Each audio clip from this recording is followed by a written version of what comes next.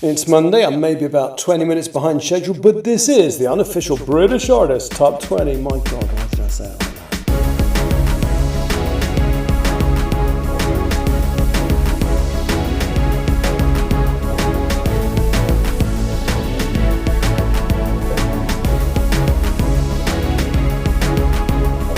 Hello, it's Monday the 20th of April, welcome to the show. Later on I'll be talking about what makes an album silver, gold or platinum in this day and age of streaming. There'll be a roundup of the British music news and a review of the new album by former One Direction star Zayn titled Konnacol. But first, here is the unofficial British Artists Top 20.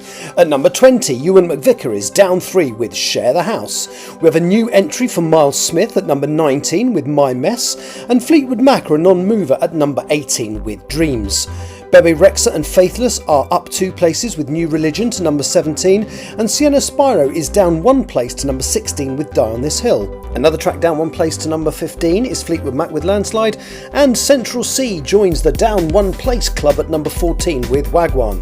There's a new entry at number 13 for Prosper and Clooney with Free Your Mind, and Olivia Dean is down 1 place with Nice to Each Other at number 12. Harry Styles is at number 11, up 1 place with Sign of the Times, and here's your top 10. At number 10, Harry Styles is a non-mover with Ready Steady Go. At number 9, Olivia Dean is a non-mover with So Easy to Fall in Love. At number 8, Sienna Spiro is a non-mover with The Visitor. Are you spotting a pattern here? At number 7, Pink Panthers is a non-mover with Stateside. At number 6, Dave and Thames are a non-mover with Rain Dance. Are you bored yet? At number 5, it's a non-mover for Ray with Where Is My Husband. At number 4, it's a non-mover for Ray with Click Clack Symphony. And then something's actually happened. At number 3, Harry Styles is down 1 with American Girls, and at number 2, Olivia Dean is up 1 with Man I Need.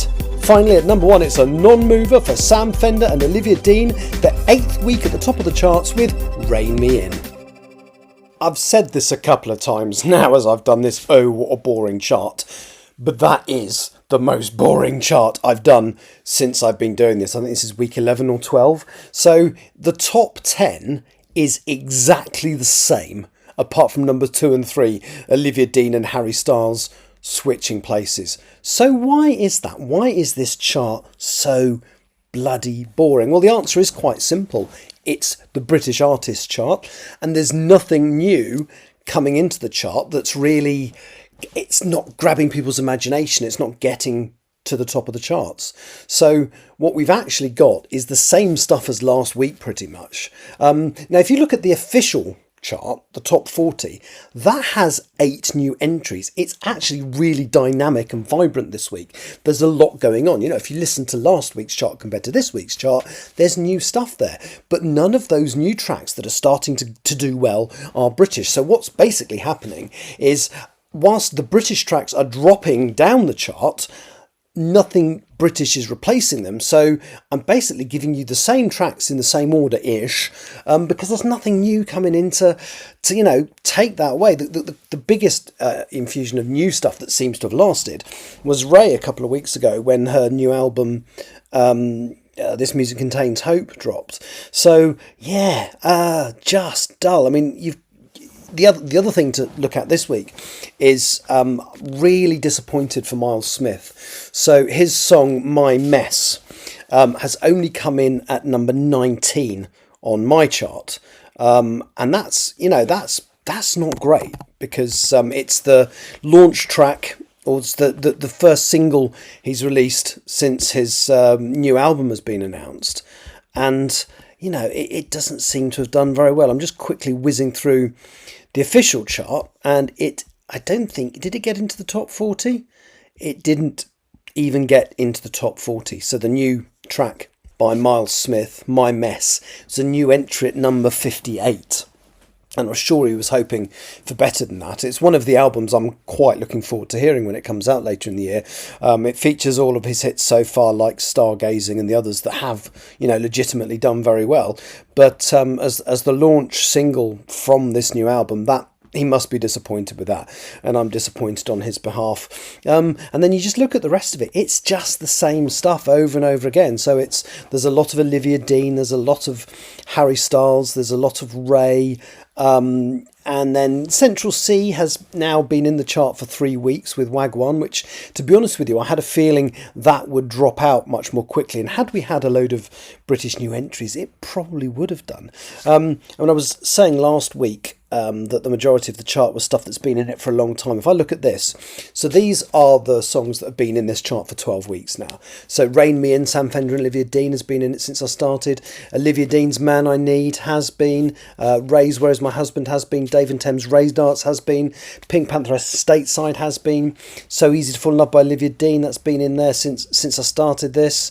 Fleetwood Mac Landslide, Sienna Spyro Die on This Hill. There's not a lot of churn. There's not a lot making this interesting. And we just have to hope that, you know, with the new music that's coming out over the next few weeks, it will infuse a bit more life into this chart. Don't get me wrong, I'm not going to stop doing it. I still enjoy knowing a little bit more about the music industry and the, you know, how British artists are doing within it. But it is a bit of a boring, disappointing time. So on top of the tracks that I've listed today, the ones that have left the chart, my top 20 this week, are I Know You're Hurting by Ray, highest position, number 11. It was only in for 2 weeks. And Miles Smith and Niall Horan with Drive Safe, which has been in for 7 weeks. And I think it only came, because I think it was in for 6 weeks and then fell out and then popped back in again last week. But if you actually look at then British artists' penetration into the official chart, same as last week, there's only 3 songs by British artists in the official top 10. That's not very good. It was double that when I started doing this 12 weeks ago. The top 20 is even worse. This is the lowest figure so far. So only 5 out of the 20 songs in the official top 40 are by British artists. That's only a quarter. It's 25%. It was 40% last week.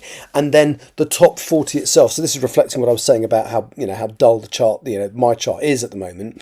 Only 13 out of the 40 songs in the official top 40 are by British artists. Again, that's 32.5%. That's less than a third. That is the lowest percentage I have, you know, posted since I started this. So it's just a really, really bland week. Number 20 on this chart, as I've said before, is Ewan McVicker, Share the House. That's number 20 on my chart. It's number 59 on the official chart. I thought it might be a bit lower than that because of the lack of new stuff coming in and just the British stuff just dropping. And that is the lowest figure I've, you know, given so far, but it's tied in terms of being the lowest figure I've given so far, so it's no worse, although we shall see what happens next week, should I say. Now, in terms of British artists at the official number 1 spot, 13 out of the 16 weeks have been British artists. This is in the official chart. And Sam Fender and Olivia Dean are 8 of those. So out of the 16 charts this year, there's only been 3 official number 1s that aren't by British artists. So that's vaguely encouraging, but I have a funny feeling that's not going to last much longer. The other good bit of news I read recently, which I think I was vaguely aware, but I don't think I've mentioned in this, it turns out that every single number 1 album in the official album chart this year has been by a British artist, so that's really good. But then, you know, we know that's not going to last because Olivia Rodrigo has announced her new album, and it's got over 2 million pre-saves. I think I mentioned a pre-save figure in the news bit later, but yeah, that's a live figure from today, and it's absolutely crazy. So yes, rather a dull chart, but never mind. Now it's time for the news. Firstly, we have the Spotify roundup. Man I Need has become the first track by Olivia Rodrigo to join the Billionaires Club by achieving 1 billion streams on Spotify since its released in August last year, which was only 35 weeks ago. Unfortunately, this week, no works by British artists appeared on either the top 10 debut albums or debut singles worldwide top 10 charts. 2 albums do appear in the top 10 global albums chart.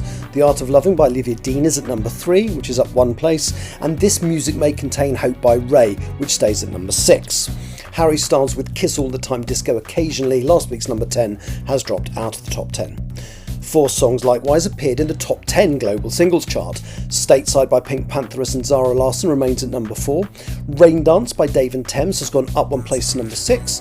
And Olivia Dean's Man I Need and So Easy to Fall in Love have both gone up 1 place apiece to numbers 8 and 9. Former members of One Direction still dominate the British contingent of the global pre-saves chart. Up 1 place to number 4 is Zayn with his album Konnacol, which had 385,400 global pre-saves, which is up 31,200 on the previous week, and that'll be the last week this album appears in the chart because it's now been released. And up 2 places to number 7 is Niall Horan's Dinner Party with 259,200 pre-saves, again an increase of 27,000 on last week, and that's got a good chance to build because that album is not due for release until the 5th of June. But just to give you some perspective, the most pre-saved album this week was by American artist Olivia Rodrigo with her forthcoming album You Seem Pretty Sad for a Girl So In Love, which was only announced 2 weeks ago, and by the time I compiled the data for this had 1.97 million pre-saves, and I looked at it today and it's well over the 2 million mark now.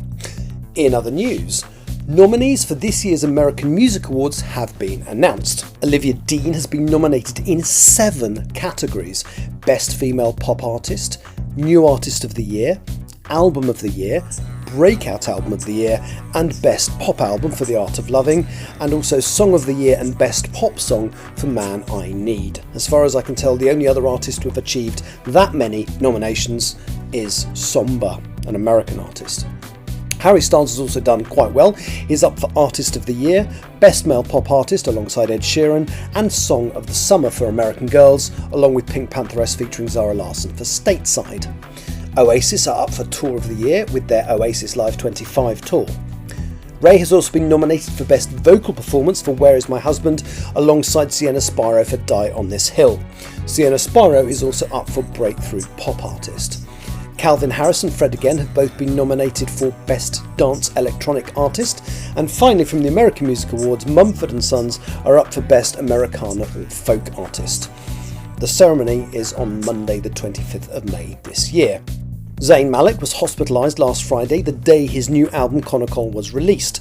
Olivia Dean has achieved the UK chart double for the 2nd time. This week she has both the number 1 single with Rain Me In, which is her collaboration with Sam Fender, and the number 1 album for The Art of Loving. On Friday, the following albums by British artists were released: Little Miss Sunshine by Yves Wilder, Super Bloom by Jessie Ware, MI7 by Mia, and of course Konnacol by Zayn. Finally, the Songwriters Hall of Fame will present singer-songwriter Ray with the Hal David Starlight Award, which recognises young talent at its 55th annual induction and awards dinner.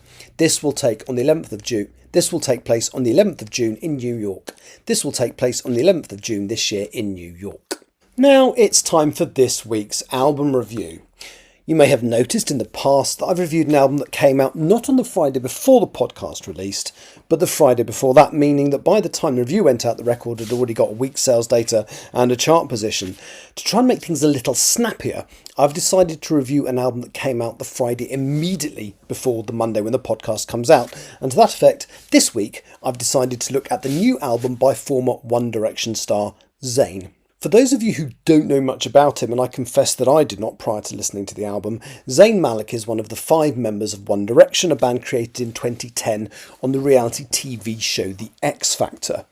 They recorded 5 albums between 2010 and 2015 when the band went on hiatus, a break that was announced as permanent in January 2016. But in fact, Zayn was no longer part of the band at this point. He had quit after a tour before the final album was recorded. At the time, he said that it was just that he wanted to be a normal 22-year-old, but there were rumours of a rift between him and his former bandmates. We have been hearing a lot from former members of One Direction this year. Harry Styles has already taken the world by storm with his album Kiss All the Time Disco Occasionally, which reached number 1 earlier in the year. Louis Tomlinson also hit the top spot in January with his album How Did I Get Here? And Niall Horan looks like he will do the same in June with his new album Dinner Party. So how does Konnacol, the new album that was released by Zayn on Friday, stack up compared to the rest of this? The honest answer, sadly, is not very well. Zayn himself does seem to be the most prolific of the former One Direction mob. This is his 5th album as a solo artist since the band disbanded, but is it a case of quantity over quality? Well, the short answer, I'm afraid, is yes. It doesn't sit comfortably doing a negative review. But of all the albums I've listened to as part of this project, this has been the one I found it hardest to relate to. Zayn was born in Yorkshire in 1993. His mother's British and his father was a Pakistani immigrant. This album title is the first one that seems to pay homage to his background. Konnacol is, and I'm quoting here, a South Indian vocal percussion technique signalling a shift towards rhythm-driven and traditional sounds. Malik emphasised that the album draws heavily from the music he grew up with, particularly Pakistani and Indian traditions, which, frankly, sounds rather promising. The first song on the album is called Nusrat, apologies if it's pronounced wrong, and seems to be named after the Pakistani singer Nusrat Fateh Ali Khan. I'm told that this title and song is Zayn's first open acknowledgement of his background through his music. It's not a great song, but it was interesting enough to hold my attention. The name and the opening track promised something interesting and different, maybe a blend of styles and cultures. I look forward to the rest of the album based on these early toe-in-the-water moments.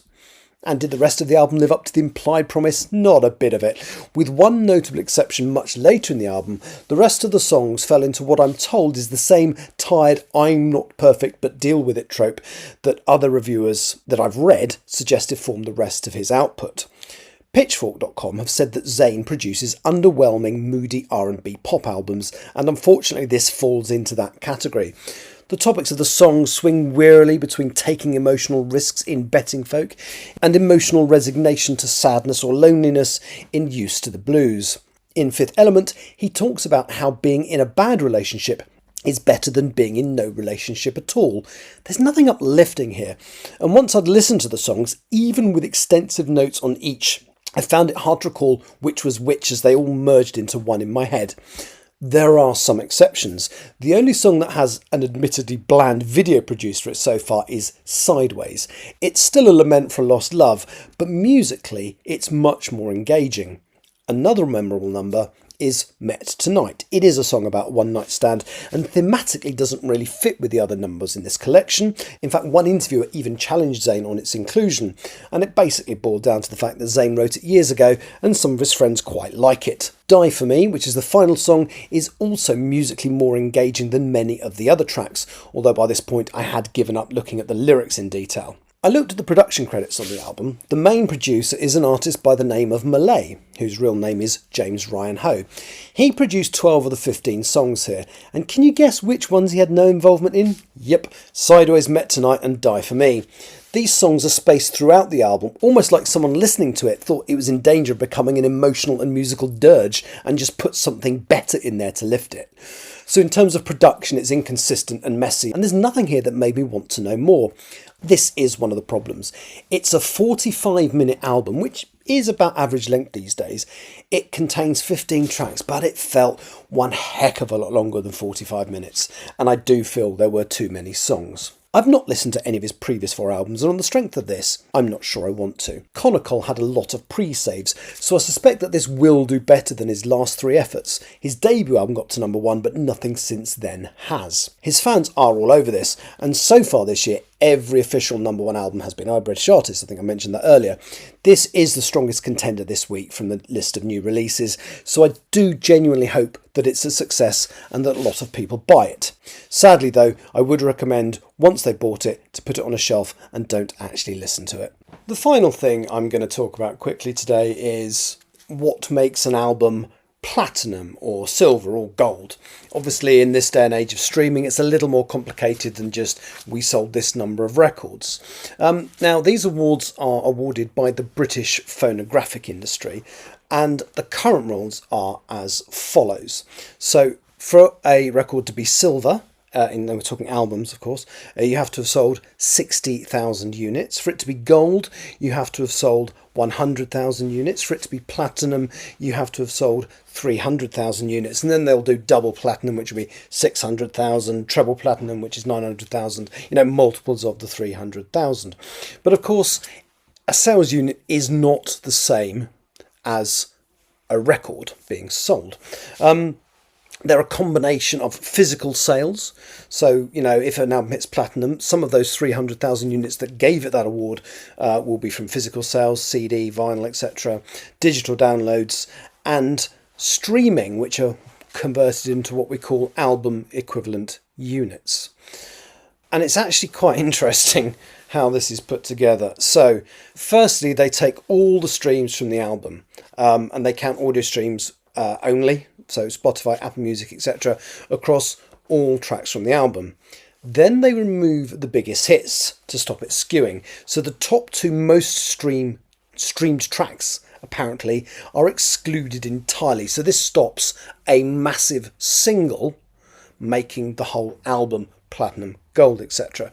Then they apply the average top track rule. So they find the average streams of the next 10 most streamed tracks. So positions 3 to 12, assuming you've got 12 tracks on the album, and you cap any track above that average down to that average. And again, it's the same. It does the same as the other rule. It stops a couple of amazingly well played tracks skewing the whole album.